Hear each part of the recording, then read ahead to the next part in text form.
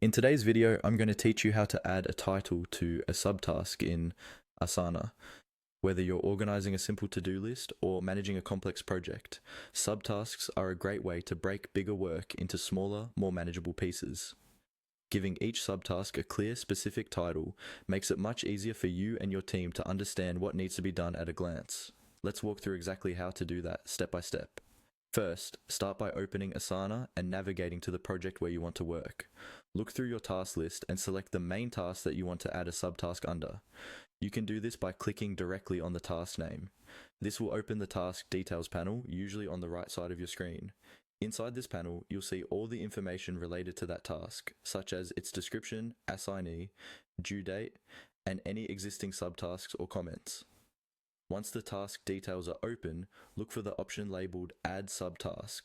This is typically located within the Task Details panel, often near the middle or bottom area, depending on your Asana layout. Click on Add Subtask. As soon as you do this, a new subtask line will appear, ready for you to customize. Now, it's time to type in the title for your new subtask.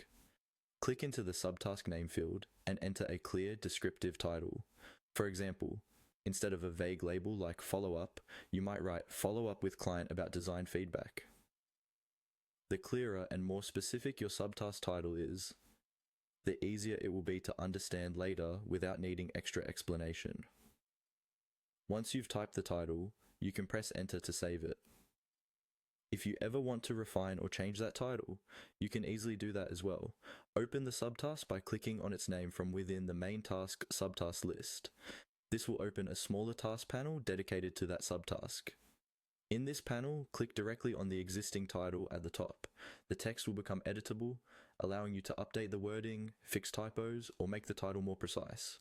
When you're done editing, simply click outside the title field or press enter to save your change.